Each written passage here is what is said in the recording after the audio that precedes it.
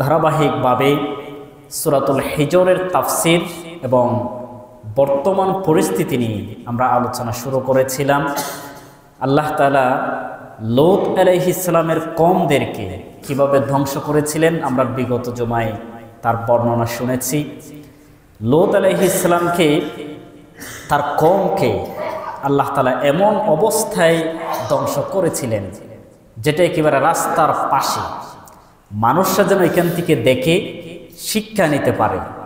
চিরন্তন বাস্তবতা, কিয়ামত পর্যন্ত ধ্বংসস্তূপ তিনি আল্লাহ তাআলা নিদর্শন হিসেবে রেখেছেন। আল্লাহু আকবার। আল্লাহ তাআলা সূরাতুল হিজরের ৭৫ নং আয়াতে সে পর্যবেক্ষণকারী, যারা নিদর্শনসমূহ দেখতে চায়, যারা দেশ সফর করে এক দেশ থেকে আরেক দেশে গিয়ে বিভিন্ন শিক্ষামূলক জিনিস তারা আনন্দ উপভোগ করার জন্য যায়, তাদের জন্যই আল্লাহ তাআলা লূত আলাইহিস সালামের ধ্বংসস্তূপ তাদের জন্য নিদর্শন হিসেবে রেখেছেন। আল্লাহু আকবার। আল্লাহ রাব্বুল আলামিন লূত আলাইহিস সালামের কওমকে যখন ধ্বংস করেছিলেন, তার ধ্বংসস্তূপ কিয়ামত পর্যন্ত নিদর্শন হিসেবে রেখেছেন। আল্লাহ তাআলা সূরাতুল হিজরের ৭৫ নং আয়াতে জানিয়ে দিলেন, ইন্না ফি যালিকা লাআয়াতিন লিল মুতাওয়াসসিমিন। আল্লাহ তাআলা সূরাতুল হিজরের ৭৫ নং আয়াতে জানিয়ে দিলেন, লূত আলাইহিস সালামের কওমকে আমি এমন অবস্থায় ধ্বংস করে ফেলেছি, কিয়ামত পর্যন্ত যারা পর্যবেক্ষণকারী, যারা নিদর্শন সমূহ দেখার জন্য এক দেশ থেকে আরেক দেশে গমন করে, তারা যেন দেখতে পায় আমি কিভাবে জাতিকে ধ্বংস করেছিলাম, কিভাবে মানুষদেরকে আমি শিক্ষা দিয়েছিলাম, এই বাস্তবতা যেন তারা উপভোগ করতে পারে এবং ওই অবস্থা থেকে মানুষরা যেন শিক্ষা নিতে পারে। এই জন্য আল্লাহ তাআলা তার ধ্বংসস্তূপ কিয়ামত পর্যন্ত নিদর্শন হিসেবে রেখে দিয়েছিলেন। পরের আয়াত আল্লাহ তাআলা জানিয়ে দিলেন, ওয়া ইন্নাহা লাবিসাবিলিম মুকিম। আল্লাহ তাআলা লূত আলাইহিস সালামের কওমকে ধ্বংস করার পরে রাস্তার কিনারার মধ্যে তাদেরকে ধ্বংস করেছিলেন। একেবারে মদিনা থেকে সিরিয়ার পথ যারা গমন করে, রাস্তার পাশে আল্লাহ তাআলা তাদের ধ্বংসস্তূপ বহাল রেখেছেন।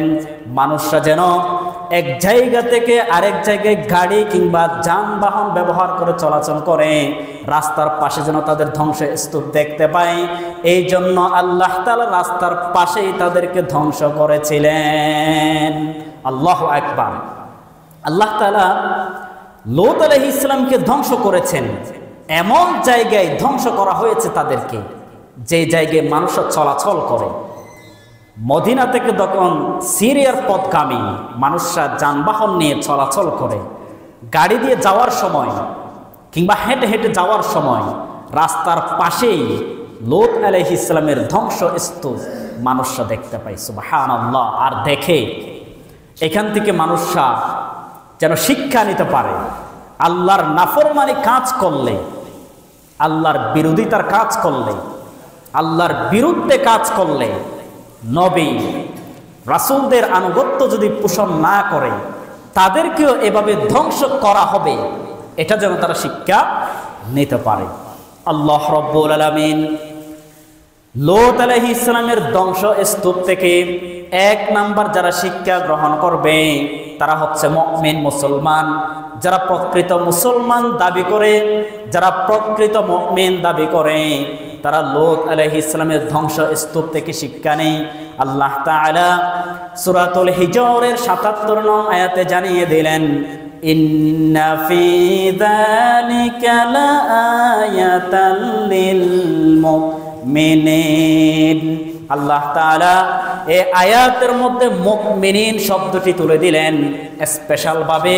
যারা প্রকৃত মুমিন, আল্লাহর প্রতি আনুগত্য পোষণ করবে, রাসূলের প্রতি ঈমান আনয়ন গ্রহণ করবে, তারা যেন লূত আলাইহিস সালাম থেকে শিক্ষা নিতে পারে, এই জন্য তাদেরকে ইন্ডিকেট করে আয়াত নাজিল করেছেন। আল্লাহু আকবার। এর আগের আয়াতগুলো আমভাবে বর্ণনা করেছেন। অর্থাৎ যত ধর্ম পৃথিবীর মধ্যে আছে, ইহুদি খ্রিস্টান তাদের জন্য উন্মুক্ত রেখেছেন, তারাও যেন সফর করে ওই ধ্বংসস্তূপ দেখে ওইখান থেকে শিক্ষা নেয়। আর এই আয়াতে স্পেশালভাবে মুমিনিন বহুবচন শব্দ, কিয়ামত পর্যন্ত যারা আল্লাহ এবং রাসূলের প্রতি ঈমান আনবে তারাই আল্লাহ তাআলার এই আয়াত থেকে শিক্ষা নিয়ে, লূত আলাইহিস সালামের ধ্বংসস্তূপ থেকে শিক্ষা নিয়ে তারা যেন নিজের জীবন পরিবর্তন করে। কিন্তু দুর্ভাগ্যের বিষয়, আমরা মুসলমান দাবি করি, মুমিন দাবি করি, কিন্তু ম্যাক্সিমাম মানুষ আল্লাহর এই যে ধ্বংসস্তূপ, বিভিন্ন কওমদেরকে যেভাবে নির্যাতন করা হয়েছে, কিভাবে আল্লাহ তাআলা আযাব দিয়েছেন, এই আযাবগুলো থেকে আমরা শিক্ষা নিতে পারি না। আল্লাহ রাব্বুল আলামিন সূরাতুল হিজরের ৭৭ নং আয়াত পর্যন্ত লূত আলাইহিস সালামের ঘটনা তুললেন। ৭৮ নং আয়াতে আসহাবুল আইকা তথা শুআয়ব আলাইহিস সালামের কওমের ইতিহাস, এটাও আল্লাহ তাআলা তুলে দিলেন। শুআয়ব আলাইহিস সালামের বৃত্তান্ত জীবনী এবং তার দাওয়াতের ফলপ্রসূ আমরা প্রায় ৫-৬ মাস আগে এক জুমায় এই মসজিদে আলোচনা করেছিলাম। এখানে শুধুমাত্র আল্লাহ তাআলা তাদেরকে একটু ধারণা দেওয়ার জন্য এই সূরাতুল হিজরের শুআয়ব আলাইহিস সালামের ঘটনাও তুলে দিলেন। আল্লাহ রাব্বুল আলামিন লূত আলাইহিস সালামের ধ্বংসবস্তু এগুলো আল্লাহ তাআলা বর্ণনা করার পরে শুআয়ব আলাইহিস সালামের কওমকে যেভাবে ধ্বংস করা হয়েছিল, শুআয়ব আলাইহিস সালামের দাওয়াতকে তারা প্রত্যাখ্যান কিভাবে করেছিল, এটাও আল্লাহ তাআলা সূরাতুল হিজরের ৭৮ নং আয়াতে জানিয়ে দিলেন। ওয়া ইন কানা আসহাবুল আইকাতি লাযালিমিন। আল্লাহ তাআলা শুআয়ব আলাইহিস সালামের কওমের কিভাবে ধ্বংস করা হয়েছিল এটাও আল্লাহ তাআলা জানিয়ে দিলেন। যখন শুআয়ব আলাইহিস সালাম মাদায়ানবাসীদের উপর নবী হিসেবে প্রেরণ করেছিলেন, তখন মাদায়ানবাসী তারা গাছপালাকে রব হিসেবে স্বীকৃতি দিয়েছিল। শুআয়ব আলাইহিস সালাম তাদেরকে যখন দাওয়াত দেওয়া হয়েছিল, তারা শুআয়ব আলাইহিস সালামের প্রতি ঈমান আনয়ন পোষণ করে নাই, আল্লাহর প্রতি তারা আনুগত্যশীল পোষণ করে নাই। তারা গাছকে পূজা করত, গাছকে তাদের রব হিসেবে মানুষদেরকে স্বীকৃতি দিয়েছিল। তাদেরকে লং টাইম আল্লাহ তাআলা সময় দিয়েছিলেন। যখন শুআয়ব আলাইহিস সালাম দিনের পর দিন, রাতের পর রাত তাদেরকে দাওয়াত দিয়েছিলেন, কিন্তু তারা দাওয়াতকে স্বীকার করে নেয় নাই। পরের আয়াত আল্লাহ তাআলা তাদেরকে কিভাবে ধ্বংস করেছেন এই বর্ণনাও তুলে দিলেন। ফান্তাকামনা মিনহুম ওয়া ইন্নাহুমা লাবিইমামিম মুবিন। আল্লাহ তাআলা লূত আলাইহিস সালামের কওমকে যেভাবে ধ্বংস করেছিলেন, শুআয়ব আলাইহিস সালামের কওমকেও ঠিক সেম ভাবে আল্লাহ তাআলা ধ্বংস করেছিলেন। এমনকি লূত আলাইহিস সালামের কওম এবং শুআয়ব আলাইহিস সালামের কওম তারা পাশাপাশি এলাকায় বসবাস করতেন, এক জায়গায় তারা বসবাস করা শুরু করে দিয়েছিলেন। আল্লাহ তাআলা তাদের দুই গোষ্ঠীকে, দুই শহরকে একইভাবে ধ্বংস করে দিয়েছিলেন। আল্লাহু আকবার। আল্লাহ তাআলা লূত আলাইহিস সালামের কওমকে যেভাবে ধ্বংস করেছিলেন, অগ্নিশিখা, অ্যাস্টেরয়েড, মহাবিশ্ব থেকে অ্যাস্টেরয়েড, পাথর এবং এর পাশাপাশি ভারী বৃষ্টি, এগুলোর মাধ্যমে লূত আলাইহিস সালামের কওমকে একেবারে উল্টিয়ে দেওয়া হয়েছিল, যার নিদর্শন কিয়ামত পর্যন্ত বহাল থাকবে। যেমনি ভাবে ফেরাউনের দেহ, ফেরাউনের শরীর এখনো গোটা পৃথিবীতে আছে নাকি নাই? আচ্ছা,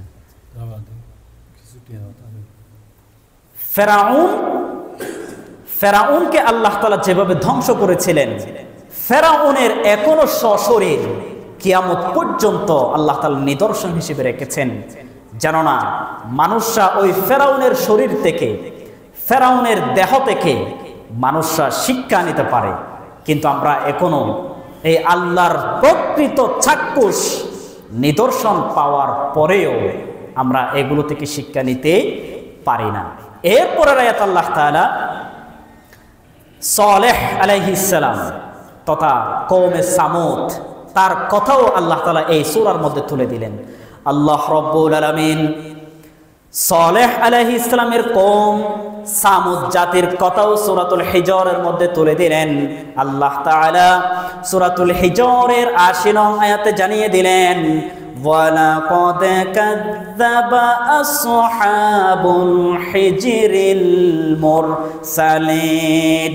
আল্লাহ তাআলা সালেহ আলাইহিস সালামকে সামুদ জাতির নিকট নবী হিসেবে প্রেরণ করেছিলেন। সামুদ জাতি সালেহ আলাইহিস সালামকে নবী হিসেবে তারা স্বীকৃতি দিল না, তারা বরং আর্গুমেন্টস পেশ করলো। তারা সালেহ আলাইহিস সালামকে প্রশ্ন করলো, আপনি যদি আসলে প্রকৃত আল্লাহর নবী হয়ে থাকেন, আল্লাহর রাসূল যদি আপনি হয়ে থাকেন, আমাদেরকে মুজিজা দেখান, আল্লাহর অলৌকিক কারিশমা আমাদেরকে চাক্ষুষ দেখান। তখন আল্লাহ তাআলা তাদেরকে নিদর্শন হিসেবে একটা উটনি পাথর থেকে আবিষ্কার করলেন। পাথর থেকে একটা উটনি আল্লাহ তাআলা বের করেছিলেন। সূরাতুল হিজরের ৮১ নং আয়াতে সে কথাটাই উল্লেখ করলেন, ওয়া আতাইনাহুম আয়াতিনা ফাকানু আনহা মুরিদিন। শুআয়ব আলাইহিস সালাম এবং লূত আলাইহিস সালামের পরে সামুদ জাতি যখন সালেহ আলাইহিস সালামকে বলেছিল আমাদেরকে একটা প্রকৃত মুজিজা দেখান, তখন সালেহ আলাইহিস সালাম আল্লাহর কাছে এই কথাটা স্পষ্ট করে জানিয়ে দিয়েছিলেন। এবং আল্লাহ তাআলা সালেহ আলাইহিস সালামের কথা অনুযায়ী একটা বড় পাথর থেকে একটা উটনি বের করে দিয়েছিলেন এবং এটাই নিদর্শন মুজিজা হিসেবে তাদের কাছে উপস্থাপন করলেন। আল্লাহু আকবার। একটু চিন্তা করে দেখেন, আমরা বিগত আয়াতে তো বলেছিলাম যে বিভিন্ন ইহুদি খ্রিস্টানরা ফেরেশতাদেরকে দেখার জন্য প্রশ্ন করেছিল, দাবি করেছিল, কিন্তু আল্লাহ তাআলা ফেরেশতা প্রেরণ করেন নাই। কিছুদিন আগে ইউটিউব থেকে একজন মানুষ এই আলোচনাটি শোনার পরে আমার মেসেঞ্জারে তারা মেসেজ দিয়েছিল যে ইহুদি খ্রিস্টান যখন আল্লাহর নবীর কাছে ফেরেশতা দাবি করলো, আল্লাহ তাআলা কেন তাদেরকে ফেরেশতা প্রেরণ করেন নাই? তার প্রশ্নটা হলো যে তাদের কথা অনুযায়ী আল্লাহ যদি ফেরেশতা নাজিল করতেন, তখন আল্লাহ তাআলার কাছে তারা হয়তো ঈমান আনয়ন গ্রহণ করত, নবীর কাছে তারা ঈমান আনয়ন গ্রহণ করত। আল্লাহ তাআলা ফেরেশতা প্রেরণ করেন নাই বলেই তারা আল্লাহ এবং রাসূলের প্রতি ঈমান আনেন নাই। এর প্রশ্নের উত্তর আপনারা জেনে নেন। আল্লাহ তাআলা মানুষের অন্তরের কথা জানেন নাকি জানেন না? জানেন। এই যে ইহুদি খ্রিস্টান তাদেরকে ফেরেশতাদেরকে দেখার জন্য দাবি করেছিল, আল্লাহ তাআলা যদি তাদের দাবি অনুযায়ী ফেরেশতা প্রেরণ করতেন, তারপরেও তারা কিন্তু ঈমান আনতো না। ঈমান না আনার কারণে আল্লাহ তাদেরকে সমূলে ধ্বংস করে দিতেন। কারণ মুজিজা আসার পরে যারা ঈমান আনে না তাদেরকে যুগে যুগে কোনদেরকে আল্লাহ তাআলা ধ্বংস করে দিয়েছিলেন। ঠিক লূত আলাইহিস সালামের কওমের নিকটও এরকম মুজিজা দিয়েছিল। মূসা আলাইহিস সালামকে লাঠির মধ্যে সাপ মুজিজা দিয়েছিল, কিন্তু তারা কি ঈমান এনেছিল? আনে নাই। না আনার কারণে তাদেরকে সমূলে জাতি ধ্বংস করে দিয়েছিলেন। আল্লাহর নবী একটা দোয়া করেছিলেন, ওগো আল্লাহ, আমি কোরআন থেকে বুঝেছি, আপনি আমাদেরকে শুনিয়েছেন যে সমূলে জাতিকে কওমকে আপনি ধ্বংস করে দিয়েছিলেন, কিন্তু আমার দোয়া এই হচ্ছে আমার কওমকে, আমার উম্মতকে একেবারে আপনি ধ্বংস করবেন না। এটা হচ্ছে নবীর দোয়া। নবীর দোয়ার ফলপ্রসূ ওই ইহুদি খ্রিস্টানদের কাছে তারা ফেরেশতা নাজিল করেন নাই। আর ফেরেশতা যদি পাঠাতেন, তারা ঈমান না আনার কারণে ওই জাতিকে আল্লাহ তাআলা ধ্বংস করে দিতেন। আল্লাহ তাআলা চান মানুষরা যেন বেঁচে থাকুক। আল্লাহ তাআলা কি চান? মানুষরা বেঁচে থাকুক, এটাই আল্লাহ তাআলা চাই। কিন্তু আমরা আমাদের সীমা অতিক্রম হয়ে যাওয়ার পরে আল্লাহর আযাবের মধ্যে ছোট ছোট বিপদে আমরা পড়ে যাই। ঠিক সেই এই সামুদ জাতি সালেহ আলাইহিস সালামকে বলেছিল যে সালেহ, তুমি যদি আসলে নবী হয়ে থাকো, সারা বছর আমাদের সাথে খেলেছ, আমাদের সাথে উঠা বসা করেছ, আমাদের সাথে কত দুষ্টামি করেছ, হঠাৎ করে বললা তুমি আল্লাহর নবী, এটা আমরা বিশ্বাস করি না। তখন আল্লাহ তাআলা তাদেরকে মুআজিজা স্বরূপ একটা বড় পাথর থেকে একটা উটনি, গর্ভবতী উটনি আল্লাহ তাআলা পাথর থেকে হুট করে বের করে আসলেন। সুবহানাল্লাহ! এটা আশ্চর্য নাকি বাস্তব? অবাস্তব একটা জিনিস, আশ্চর্যজনক একটা বিষয়। এটাই হচ্ছে আল্লাহর মুআজিজা। সুবহানাল্লাহ! একথাটা জেনে রাখেন, আল্লাহ তাআলা যে সমস্ত নবী এবং রাসূলদেরকে মুআজিজা দিয়েছিলেন, মুআজিজা প্রধানত দুই প্রকার হয়ে থাকে। মুআজিজা কয় প্রকার?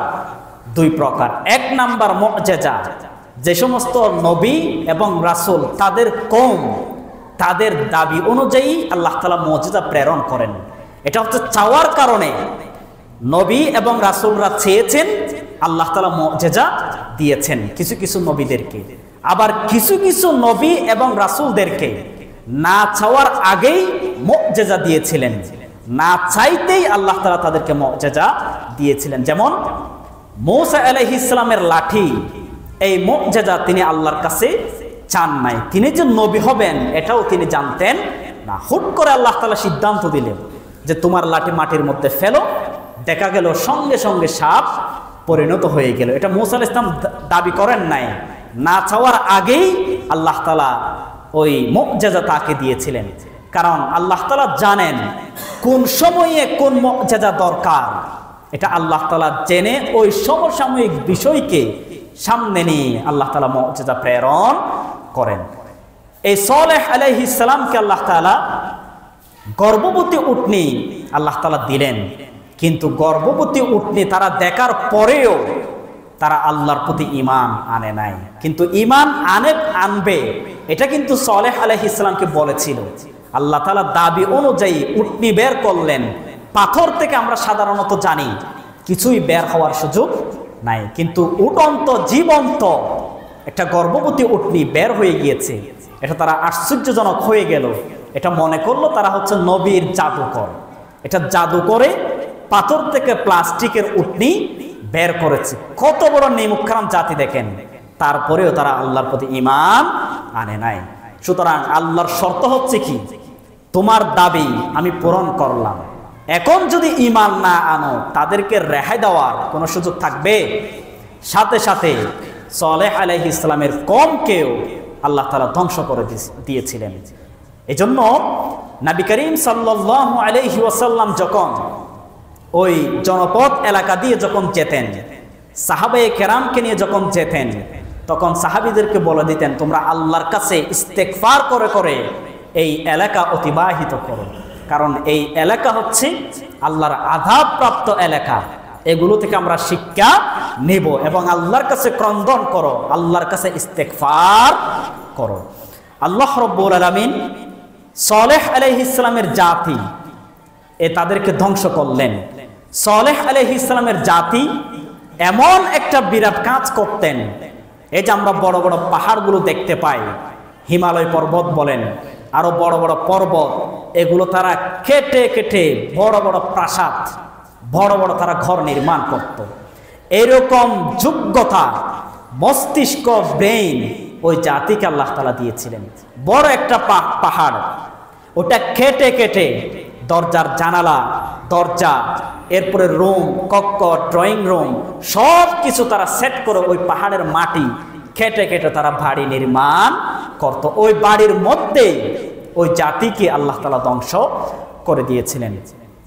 আল্লাহ রাব্বুল আলামিন সূরাতুল হিজরের ৮৪ নং আয়াতে জানিয়ে দিলেন, ফামা আগনা আনহুম মা কানু ইয়াকসিবুন। আল্লাহ তাআলা ওই জাতিকে একেবারে ধ্বংস করে দিয়েছিলেন। সালেহ আলাইহিস সালামের কওম সামুদ জাতি অনেক ধনভাণ্ডারের মালিক ছিলেন। তারা বড় বড় পাহাড় কেটে কেটে বড় বড় প্রাসাদ, ঘর, বিল্ডিং তারা নির্মাণ কাজ করত। এগুলো মানুষদেরকে বিক্রি করত। আরো বিভিন্ন উপক্রম তারা তৈরি করে মানুষদেরকে সেল করত, বিক্রি করত।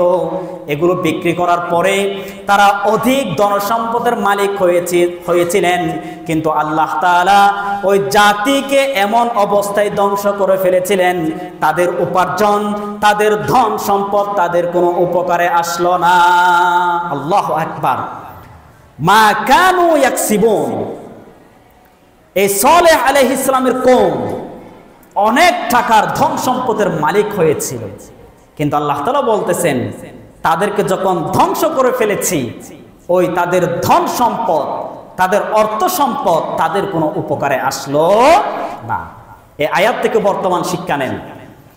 বর্তমান বাংলাদেশে বিগত যারা এই ক্ষমতা ছিল, বিগত যারা নেতৃত্ব দিয়েছিল, তাদের ব্যাংক ব্যালেন্স আমাদের চাইতে কম না বেশি? কথা বলেন, কম না বেশি?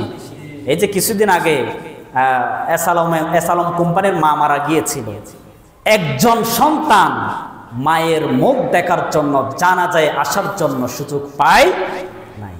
এই যে তাদের এত ধন সম্পদ, মানুষের আত্মসাৎ করা টাকা কোনো উপকারে কি এসেছে? কথা বলেন, কোনো উপকারে আসছে? প্রত্যেক নেতা নেত্রী দেশে এখন নাই। এই যে তাদের এত ব্যাংক ব্যালেন্স, এত ধন সম্পদ, কোটি কোটি টাকা, এক বিন্দু পরিমাণ তাদের কোনো উপকারে আসতেছে? আসে নাই। এই বর্তমান শিক্ষা ওই ঐতিহাসিক শিক্ষা সেম নাকি পার্থক্য আছে? তাদের ধন সম্পদ কোনো উপকারে আসে নাই। আজ ওই আয়াতের বর্তমান নমুনা বাংলাদেশের চিত্র একেবারেই সেম। সুতরাং আমরা তো মনে করি ধন সম্পদের মালিক হলেই সব চাইতে বড় সাকসেস, কিন্তু আপনার ধন সম্পদ আপনি যদি অন্যায়ভাবে গ্রাস করেন, অন্যায়ভাবে যদি ভক্ষণ করেন, 1 টাকা আপনার কোনো উপকারে আসবে না। এত টাকা দিয়ে কি করবেন? আপনার জাতির সামনে যদি আপনি আসতে না পারেন, এর চাইতে বড় লজ্জাজনক বিষয় আর হতে পারে না। গোটা পৃথিবীতে একেবারে সমূলে নেতা নেত্রী, সাবেক মন্ত্রী বাংলাদেশ থেকে একেবারে গায়েব হয়ে যাওয়া, অদৃশ্য হয়ে যাওয়া, 400+ এরকম নেতা নেত্রী গায়েব হয়ে যাওয়া বাংলাদেশ গোটা পৃথিবীর ইতিহাসে আর আমরা দেখি নাই।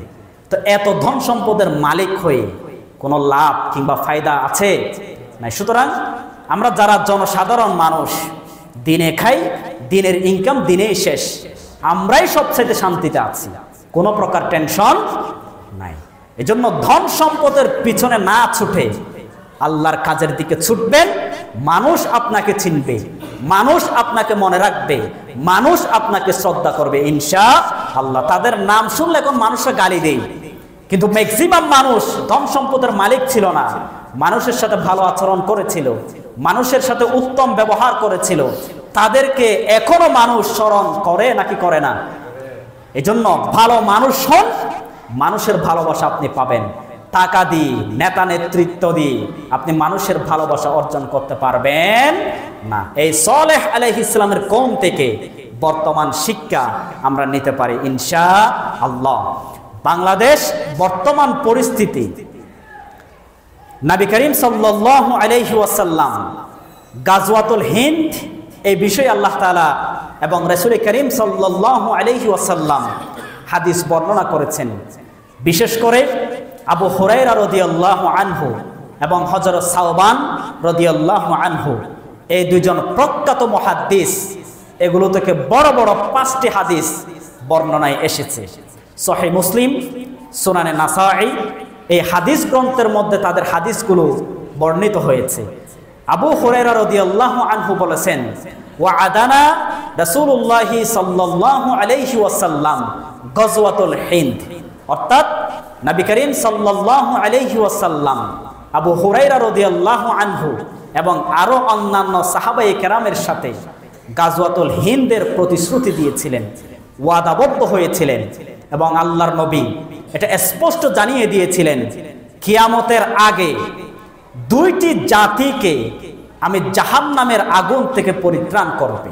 অর্থাৎ আল্লাহ তাআলা 2টি দল, 2টি জাতিকে জাহান্নামের আগুন থেকে পরিত্রাণ দিবে। 1 নাম্বার, যারা ঈসা ইবনে মারইয়াম, ঈসা আলাইহিস সালামের পাশে থেকে যারা যুদ্ধ বিগ্রহ করবে, গোটা পৃথিবী শাসন করবে, তারা হচ্ছে একটা জাতি। আর 2 নাম্বার জাতি হচ্ছে গাজওয়াতুল হিন্দ, অর্থাৎ গাজওয়াতুল হিন্দ হিন্দুস্তানের অভিযান। এই যুদ্ধের জন্য যে সমস্ত মুসলমানরা যুদ্ধে অংশীদার সাব্যস্ত করবে, অংশগ্রহণ করবে, মুজাহিদ হিসেবে স্বীকৃতি দিবে, ওই জাতিকে, ওই গোষ্ঠীকে, ওই দলকে আল্লাহ তাআলা জাহান্নামের আগুন তাদের জন্য পরিত্রাণ করে দিবেন। এই গাজওয়াতুল হিন্দ আসবে কখন? এটা কিন্তু সত্য। কিয়ামতের আগে হিন্দুস্তান, ভারতবর্ষ, পাকিস্তান বর্ষ, তাদের সাথে গোটা পৃথিবীর ইহুদি খ্রিস্টানদের সাথে একদল মুসলমানদের যুদ্ধ হবেই হবে। এটা আল্লাহর নবীর ভবিষ্যৎবাণী। কিন্তু হবে কখন? এটার নিশ্চয়তা রাসূল করিম সাল্লাল্লাহু আলাইহি ওয়াসাল্লাম কিছু থিওরি, কিছু নমুনা দিয়েছিলেন। যখন মুসলমানরা গাজওয়াতুল হিন্দে অংশগ্রহণ করবে, হিন্দুস্তানের সাথে যুদ্ধ করবে, তখন অবশ্যই মুসলমানদেরকেই আল্লাহ তাআলা বিজয় দিবেন। এবং বিজয় পাওয়ার পরে যখন স্ব দেশে চলে যাবে, তখন সিরিয়ার মধ্যে ঈসা ইবনে মারইয়াম, ঈসা আলাইহিস সালামের সাথে সাক্ষাৎ হয়ে যাবে। এই হাদিস থেকে আমরা বুঝে নিলাম ঈসা আলাইহিস সালাম আসার আগে গাজওয়াতুল হিন্দ সংগঠিত হওয়ার কোনো সম্ভাবনা নাই। কিন্তু আমরা মানুষদেরকে এখন মনের মধ্যে একটা ভয়, আতঙ্কিত সৃষ্টি করে দিয়েছি যে 2 থেকে 3 বছরের ভিতরেই গাজওয়াতুল হিন্দ অনুষ্ঠিত হবে। এটা আসলে ভুয়া নিউজ। এই ঘটনা কখনো সংগঠিত হবে না। ইমাম মাহদি আলাইহিস সালাম এবং ঈসা আলাইহিস সালাম তারা দুইজন আসবে, তখনই গাজওয়াতুল হিন্দ অনুষ্ঠিত হবে। এর আগে ইয়াজুজ মাজুজ আসবে, দাজ্জাল আসবে। দাজ্জাল এগুলো ধ্বংস হওয়ার পরে গাজওয়াতুল হিন্দ অনুষ্ঠিত হবে। কিন্তু এর আগে হিন্দুস্তানের সাথে, মুসলমানদের সাথে, ইহুদি খ্রিস্টানদের সাথে ছোট ছোট গাজওয়া, ছোট ছোট যুদ্ধ, এগুলো অবিরত বছরের পরে বছর এগুলো সংগঠিত থাকবে। কিন্তু তৃতীয় বিশ্ব, গোটা পৃথিবীর সাথে যুদ্ধ, গাজওয়াতুল হিন্দ, এটা এর আগে কখনো সংগঠিত হবে না। এজন্য এই ওয়াদানা, যেটা রাসূল করিম সাল্লাল্লাহু আলাইহি ওয়াসাল্লাম আবু হুরায়রা রাদিয়াল্লাহু আনহুর সাথে চুক্তিবদ্ধ হয়েছিলেন, এই চুক্তিবদ্ধ আমাদের পরবর্তী প্রজন্ম এদেরকে শিক্ষা দিতে হবে। বর্তমান ঐতিহাসিকের সাথে অতীতের যে ইতিহাস আমরা পড়ি, তখন কিন্তু লিপিবদ্ধ আকারে কিছু ইতিহাস ছিল না। মনে করেন দাদা এবং দাদির আমলে যে ঘটনাটা ঘটেছিল, এটা লিপিবদ্ধ করার কোনো যন্ত্র ছিল না, খাতা কলম কিছুই ছিল না। দাদা দাদি তারা তার সন্তানদেরকে বুঝাতেন যে এই এই ঘটনা হয়েছে, আমরা চাক্ষুষ দেখেছি। বাবা এবং মা দাদা দাদি থেকে শোনার পরে তার সন্তানদেরকে শুনিয়ে দিত। এভাবে ধাপে ধাপে প্রজন্ম প্রজন্ম ইতিহাস এখন পর্যন্ত একেবারে নির্ভুলভাবে আমরা দেখতে পাই। এখন যেহেতু মিডিয়ার যুগ, সবকিছু মিডিয়ায় পাওয়া যায়, কিন্তু এমন সময় যখন আসবে মিডিয়া আর থাকবে না। যখন ইমাম মাহদি ঈসা আলাইহিস সালাম যখন আসবে, এই যে অনলাইন, ইউটিউব, ফেসবুক, গুগল, কিছুই মিডিয়া যুক্ত তথ্য প্রযুক্তি কিছুই বহাল থাকবে না। এজন্য আমরা এই ইতিহাস কিভাবে মানুষদেরকে শোনাবো? আমরা এখন যারা আছি, দাদা দাদি বলেন, মা এবং বাবা বলেন, আপনার সন্তানদেরকে এগুলো বুঝাবেন যে গাজওয়াতুল হিন্দ অবশ্যই আসবে। আপনার সন্তানদের আমলেও যদি গাজওয়াতুল হিন্দ না আসে, আপনার সন্তান আপনার নাতিকে বুঝাবে। আপনার নাতির আমলেও যদি না আসে, তারা তার সন্তানদেরকে বুঝাবে। এভাবে প্রজন্ম প্রজন্ম গাজওয়াতুল হিন্দ সম্পর্কে চুক্তিবদ্ধ হয়ে আমরা ইতিহাস আমরা আমাদের মনে জায়গা দিয়ে এটার প্রতি আমরা প্রস্তুতি গ্রহণ করব ইনশাআল্লাহ। এটা মনে রাখেন, কিন্তু আমাদের এই যে বর্তমান প্রজন্ম গাজওয়াতুল হিন্দে আমরা অংশগ্রহণ করার সেই সুযোগ আমরা পাবো না, কারণ আমাদের বেশি হায়াত নাই। কিন্তু রাসূল করিম সাল্লাল্লাহু আলাইহি ওয়াসাল্লাম সাওবান রাদিয়াল্লাহু আনহু এবং হুরায়রা রাদিয়াল্লাহু আনহু যে যুদ্ধে যে সমস্ত মুসলমানরা অংশগ্রহণ করবে গাজওয়াতুল হিন্দে, তারা ওই সময় যারা যুদ্ধ করে শহীদ হয়েছিল তাদের সমপরিমাণ সওয়াব ওই মানুষদেরকে দেওয়া হবে। সুবহানাল্লাহ, বড়ই ভাগ্যবান। এমনকি হাদিসের মধ্যে এসেছে, আবু হুরায়রা রাদিয়াল্লাহু আনহু মনে মনে চিন্তা করতেন, এই সময় যদি আমাদের জন্ম না হয়ে ওই শেষ জামানায় যদি জন্ম হতাম, অন্তত গাজওয়াতুল হিন্দে যুদ্ধ করে আল্লাহর কাছে সম্মানিত ব্যক্তিত্ব হতে পারতাম। আল্লাহু আকবার। এজন্য এটার আকাঙ্ক্ষা আমরা রাখবো। আমাদের পরবর্তী প্রজন্ম এই যুদ্ধে অংশগ্রহণ করে যেন আমরা অন্তত আমাদের সন্তানদের উছিলায়, আমাদের পরবর্তী প্রজন্মদের উছিলায় অন্তত শহীদি বাবা দাদা হয়ে আল্লাহর কাছে উপস্থিত হতে পারি, সেই দোয়া, সেই প্রত্যাগ, সেই চিন্তা চেতনা আমরা লালন করব ইনশাআল্লাহ। আল্লাহ রাব্বুল আলামিন আমাদের গোটা বিশ্বে মুসলমান এবং ইসলামকে যেন টিকিয়ে থাকে সেই তৌফিক দান করুক। সবাই বলি আমিন। আসসালামু আলাইকুম ওয়া রাহমাতুল্লাহি ওয়া বারাকাতুহু। যারা সুন্নাত পড়েন নাই সুন্নাত পড়ে নেন।